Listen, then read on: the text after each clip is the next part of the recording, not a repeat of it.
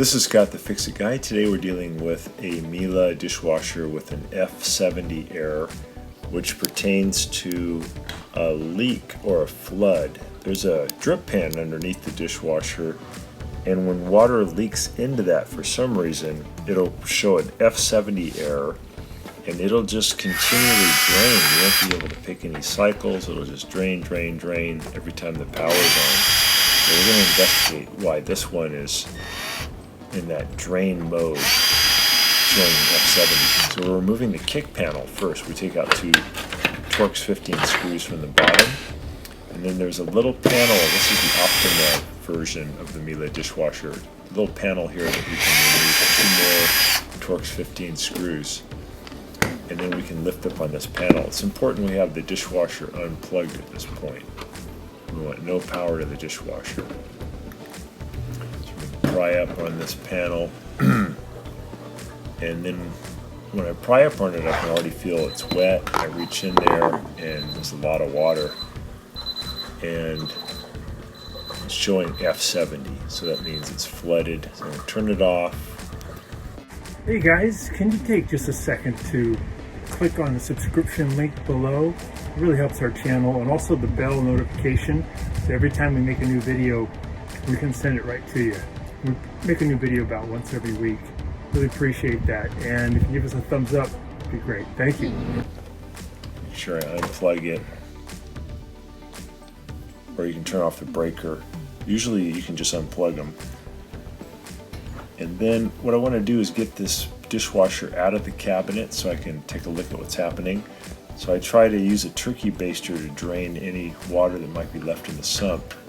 And now I'm going to make the front legs drop down by sticking a standard head screwdriver in the grooves of the front leg and moving it to my right. And that'll make the little front legs go up into the dishwasher, which lowers the front.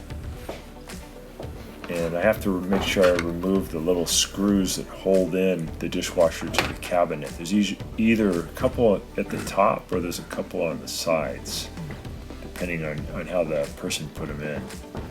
This one had some that were on the sides. So we remove those.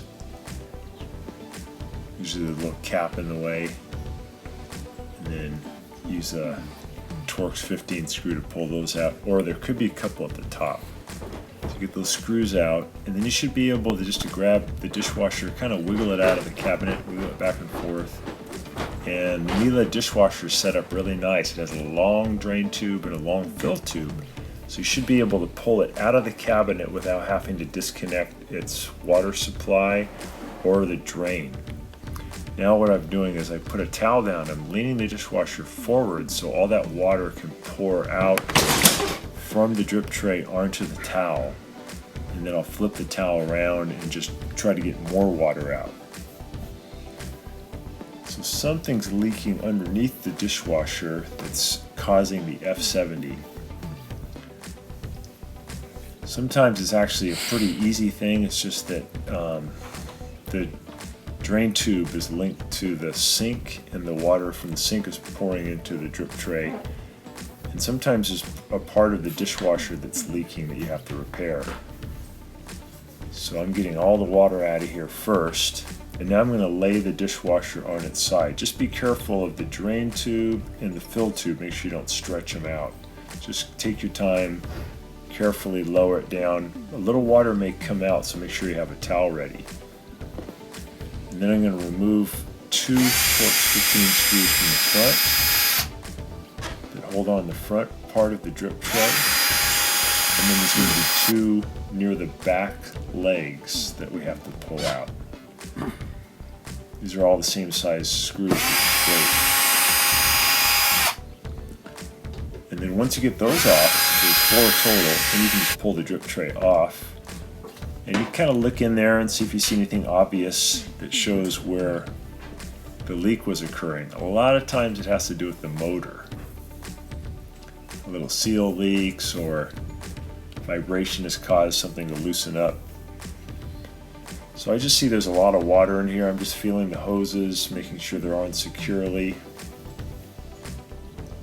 There's really 3 big hoses that hook up to your motor, your circulation pump, you want to make sure that they're all on there tight. What I'm going to do now is I'm going to put down a couple of metal boxes to put the dishwasher up onto, almost like the jacks you would use when you jack up a car, so I can look underneath while the dishwasher is running. That helps me to see exactly where it's leaking.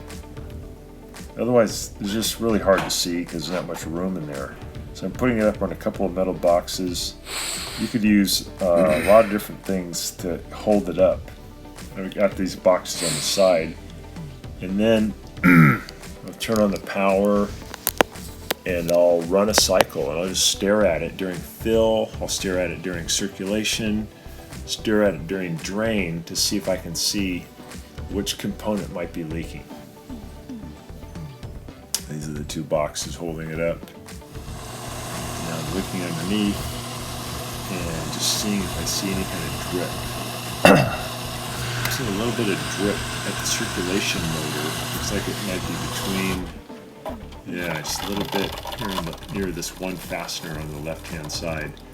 It's probably just a loose screw in this case. Sometimes it's a little more involved and you have to remove the motor and do some investigation, but having it up on these stands, you get a clear look at what might be causing it. So I'm going to tighten up this one screw with a Torx 15. I got it on a ratchet so I can get a little more leverage. I don't want to over tighten it, but you want to get it really snug. Let's see if that'll help slow down, reduce, or eliminate the drip. Now testing it, putting the unit back on, and then I'm seeing if I get any more drip. And in this case, that solved our problem.